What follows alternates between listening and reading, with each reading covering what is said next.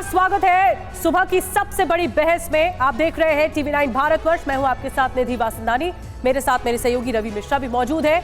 तो ज्ञानवापी से मथुरा तक आज फैसले का दिन है। जी हां, आज बड़ा दिन है और बड़ी बात निकलकर सामने आएगी कोर्ट की तरफ से। अयोध्या के बाद अब बारी काशी और मथुरा से जुड़े विवादों के समाधान की है। मथुरा में श्री कृष्ण जन्मभूमि और शाही ईदगाह से जुड़े विवादों का हल निकालने के लिए इलाहाबाद हाईकोर्ट आज सुनवाई करने जा रहा है। बिल्कुल, और सर्वे का आदेश देने के बाद आज कोर्ट विवादित परिसर में सर्वे के तौर तरीके के साथ दूसरे अहम मसलों पर फैसला सुनाएगा। दूसरी तरफ काशी के ज्ञानवापी से जुड़े विवादों को लेकर आज एएसआई कोर्ट में अपनी रिपोर्ट पेश करेगी। जी हां, और 2 दिनों के काशी दौरे के दूसरे दिन आज प्रधानमंत्री मोदी का दौरा बहुत अहम है। आज का दिन बहुत अहम है। कई बड़ी सौगात काशी वासियों को प्रधानमंत्री देंगे। इन बड़ी खबरों की हलचल ये है कि इसका असर अगले साल यानी 2024 में होने वाले देश के आम चुनावों पर पड़ सकता है। जी हां, तो इन 3 बड़ी खबरों पर हमारी नजर रहेगी और ये जो 3 बड़ी खबरें हैं ये बड़ी ही महत्वपूर्ण है। चाहे काशी की बात हो, मथुरा की बात हो, प्रधानमंत्री के वाराणसी इस दौरे की बात हो, सबका असर कहीं ना कहीं आने वाले समय में अलग अलग तरीके से मिलेगा। इस पर हम बातचीत करेंगे, इस पर हम चर्चा करेंगे और इस पर बातचीत करने के लिए हमारे साथ देखिए दानिश कुरैशी, नेता एआईएमआईएम हमारे साथ जुड़े हुए हैं। हाफिज नूर अहमद रजा अजहरी जो कि अध्यक्ष है Muslim personal law board of India UP इकाई के, वो हमारे साथ जुड़े हुए हैं। राकेश त्रिपाठी बीजेपी प्रवक्ता हमारे साथ जुड़े हुए हैं। राजकुमार शास्त्री हिंदू धर्म गुरु और संजीव उनियाल वकील हैं सुप्रीम कोर्ट में, वो भी हमारे साथ जुड़े हुए हैं। और साथ ही शोएब जामई भी हमारे साथ जुड़ेंगे, अध्यक्ष इंडियन मुस्लिम लीग के। तो देखिए इन सभी से हम बातचीत करेंगे और साथ ही निधि हमारे साथ कई संवाददाता भी जुड़े। बिल्कुल, हमारे सहयोगी भी जुड़ रहे हैं। सीधे काशी से हमारे साथ विपिन चौबे हमारे संवाददाता जुड़ रहे हैं। अभिजीत ठाकुर हमारे साथ मथुरा से जुड़ रहे हैं। पंकज झा हमारे साथ प्रयागराज से जुड़ रहे हैं। तो सभी के पास चलेंगे, लेकिन शुरुआत बड़ी खबर से करते हैं। सबसे पहले बात मथुरा के श्री कृष्ण जन्मभूमि से जुड़े विवाद को लेकर करते हैं। श्री कृष्ण जन्मभूमि विवाद को लेकर आज बड़ा दिन है, क्योंकि आज इलाहाबाद हाईकोर्ट में 2 बजे सुनवाई होनी है और ये तय होगा कि जो सर्वे कराया जाएगा मस्जिद में वो उसकी टीम क्या होगी। विवादित परिसर में सर्वे को लेकर फैसला आएगा। सर्वे के तौर तरीकों को लेकर या जो टीम तय होगी, कौन कौन लोग इसमें शामिल होंगे, सर्वे को लेकर कोर्ट कमिश्नर कौन होंगे, ये तय किया जाएगा और ये कोर्ट की तरफ से आज सामने आ सकता है।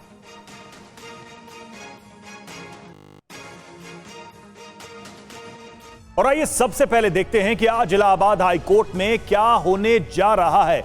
इलाहाबाद हाईकोर्ट की तरफ आज क्यों नजरें हैं? तो श्री कृष्ण जन्मभूमि या ईदगाह, इसको लेकर एक अहम सुनवाई है। आज क्या होगा सबसे पहले वो आपको बताते हैं। इलाहाबाद हाईकोर्ट में सुनवाई होगी, पहली बात तो ये, और विवादित परिसर में सर्वे पर फैसला आएगा। सर्वे पर फैसला आएगा और सर्वे के तौर तरीके इसमें तय किए जाएंगे। इस फैसले में सर्वे किस तरीके से होगा, प्रोसेस क्या होगा, इस पर फैसला आ सकता है। कोर्ट कमिश्नर का भी नाम तय होगा। साथ में सर्वे की टीम में कौन कौन होगा, इस पर भी कोर्ट की तरफ से इंस्ट्रक्शंस आएंगे।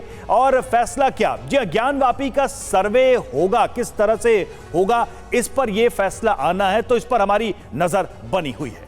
बिल्कुल, पंकज झा हमारे साथ सीधे जुड़ रहे हैं, उनके पास चलते हैं। पंकज, ये बहुत बड़ा दिन है क्योंकि ये एक तरह से पहले ही ज्ञानवापी का मामला, ज्ञानवापी सर्वे से जुड़ा मामला देश के सामने है और अब एक और मस्जिद से जुड़े सर्वे का मामला सामने है।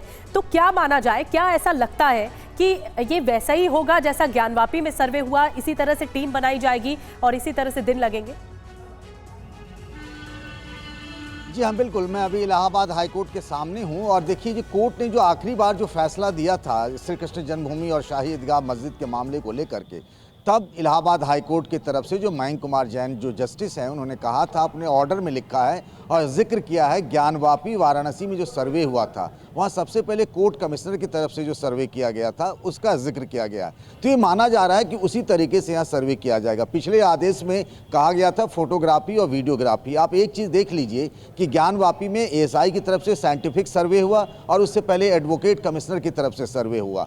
ये जो आज फैसला होगा कि उसमें कितने होंगे एडवोकेट कमिश्नर, 1 होंगे, 2 होंगे या 3 होंगे, दोनों पक्ष की बातें सुनी जाएंगी दोपहर 2 बजे के बाद। उसके बाद कोर्ट तय करेगा, एक समय सीमा देगा कि इतने दिनों में कोर्ट कमिश्नर जो है वो सर्वे का काम पूरा कर ले। अब सवाल उठता ये है कि सर्वे क्यों हो रहा है, जो विवाद चल रहा है कि क्या वो जो स्ट्रक्चर है, मंदिर तोड़कर मस्जिद बनाई गई है, उसमें जो हिंदू पक्ष का दावा है कि उसमें शेषनाग है, कमल है, सनातन धर्म से जुड़े हुए प्रतीक हैं, उन्होंने बहुत सारी ऐतिहासिक किताबें और पिछले कुछ कॉपियां भी दी हैं जिससे प्रमाणित होता है कि वो जगह श्री कृष्ण जन्मभूमि की है, ऐसा हिंदू पक्ष का दावा है।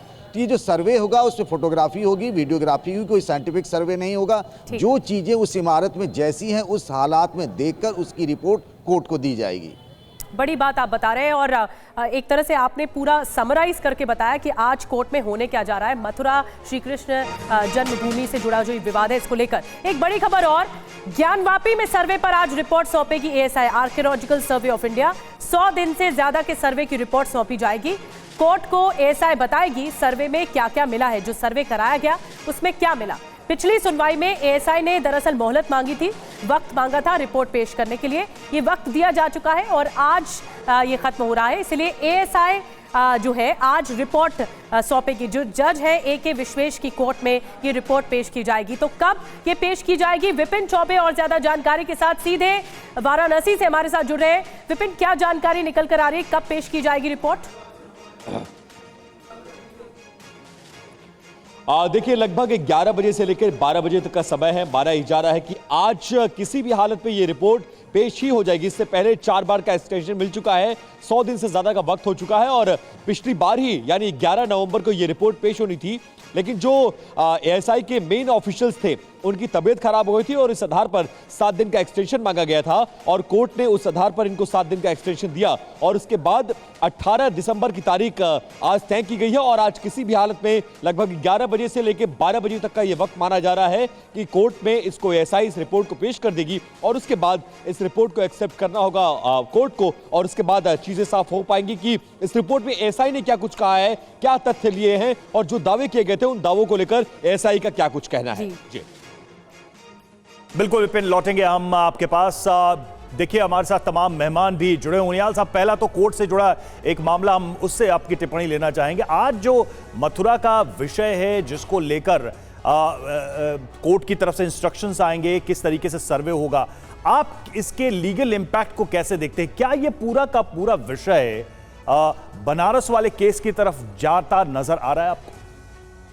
2-3 बातें हैं रवि इसमें लॉ पॉइंट ऑफ व्यू से कि एविडेंसेस कहाँ मिल सकते हैं, किस तरह से मिल सकते हैं, इस पर कोर्ट चलता है, इमोशंस पर नहीं चलता।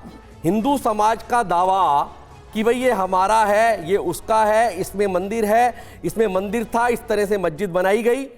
मुझे लगता है कि ये बातें पर्सनल ग्राउंड मंच पर तो पॉलिटिकल पर हो सकती हैं, परंतु कोर्ट में हम डे टू डे देखते हैं, ट्रायल्स होते हैं और उसके बाद ही विवादित चीज को फैसले के तरफ ले जाने का रुख मोड़ा जाता है और दोनों तरफ की चीजों को जो है सर्वे करवा के या एविडेंसेस के आधार पे, आर्कियोलॉजिकल सर्वे ऑफ इंडिया के आधार पर आपने देखा कि इन दोनों सर्वों में क्या डिफरेंस है जो आप शायद पूछना चाह रहे हैं। वाराणसी वाले और मथुरा वाले में, बनारस वाले में, ज्ञानवापी में आर्कियोलॉजिकल सर्वे ऑफ इंडिया का जब एडवोकेट कमिश्नर ने पहले सर्वे दिया तो उसके बाद उसको इलाहाबाद हाई कोर्ट और उसके बाद सुप्रीम कोर्ट उसको चैलेंज करने की बात की गई, परंतु हर जगह से नहीं। मैं अगर इसको बहुत सिंपल पूछना चाहूं कि लीगल फ्रेमवर्क में क्या ये दोनों केसेस आपको एक जैसे नजर आ रहे हैं? बिल्कुल नजर आते हैं।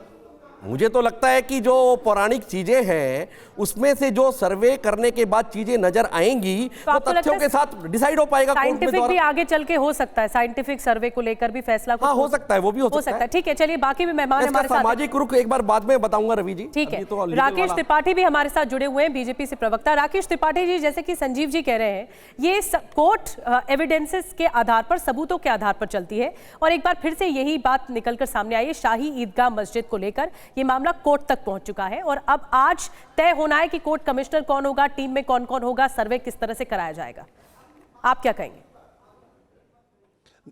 निधि, देखिए पूरी दुनिया ये देख रही है कि भारत में न्यायिक व्यवस्था में लोगों का विश्वास किस तरह का है, लोगों का भरोसा किस तरह का है कि अपने आराध्य, अपने इष्ट, अपने प्रभु के लिए, स्थान के लिए भी एक पूरी प्रक्रिया का पालन किया जा रहा है। अगर किसी का विश्वास ये है कि यहाँ हमारे प्रभु का मंदिर था तो इसके लिए पूरी प्रक्रिया अपनाई जा रही है। न्यायपालिका में पहले याचिका दाखिल की जाती है, याचिका के आधार पर सारे तर्क, तथ्य, साक्ष्य रखे जाते हैं और फिर कोर्ट कमिश्नर उस प्रक्रिया का एक हिस्सा है जिसमें एक कोर्ट कमिश्नर नियुक्त करता है जो जाकर के मौके पर जैसा है वैसा ही ला करके कोर्ट के सामने बताने का काम करता है। इसके बाद अगर आवश्यकता होगी तो एएसआई की वैज्ञानिक खुदाई, अगर किसी प्रकार की आवश्यकता हो या वैज्ञानिक साक्ष्य ग्रहण करने के लिए राडार मैपिंग जैसी किसी अत्याधुनिक तकनीकी की आवश्यकता हो, ये कोर्ट को जैसा महसूस होगा कोर्ट उस तरह का निर्णय लेगी।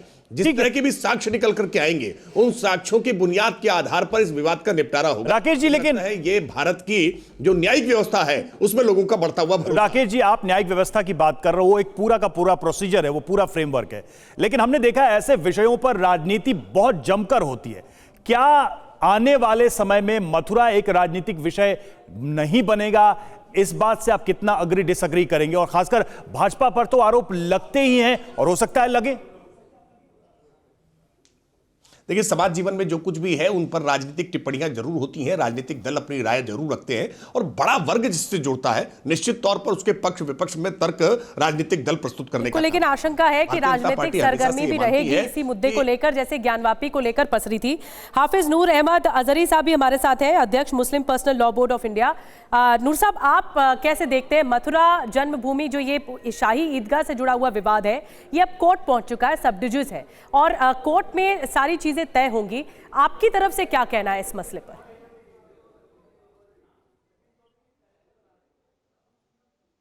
नूर साहब, आप सुन पा रहे हैं?